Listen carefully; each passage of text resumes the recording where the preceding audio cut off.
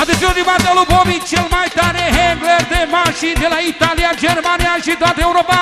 Păi da euro, păi da euro, păi da euro, păi da euro, păi da euro, păi da euro. Ca tot Bobby Amaro. Pentru slatul din partea lui Bobby, pentru Zora Vasile. Iată ce spune Bobby.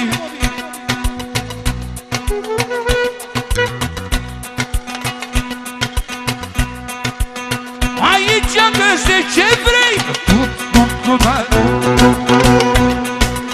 Să știe dușmanii mei, mașinile cele mai tari, la Bobby și la Zoran sunt mărcile cele mai tari. Dubai, Dubai, viață carai. Vino, vino ce vă stau. Dubai, Dubai, viață carai. Dubai, Dubai, viață carai. Fără număr. Dubai, Dubai, viață carai. Bobby, Bobby, la valoare.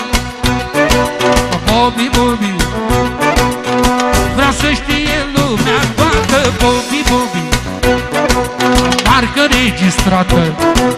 Bobby, Bobby. Una, două, trei și...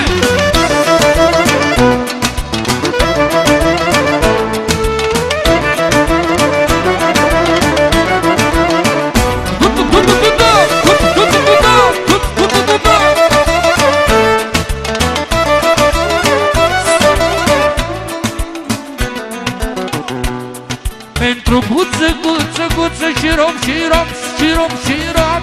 Guță, guță și rom, și rom.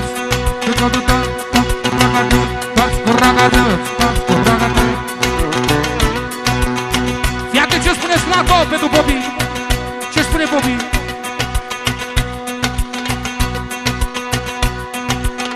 Eu sunt tânăr și fac bani și am 1000 de dușmani. Pe dușmani am dărâmat. Bobby e băiat, băiat. Dubai, Dubai, Dubai, Dubai, viața care. Dubai, Dubai, viața care.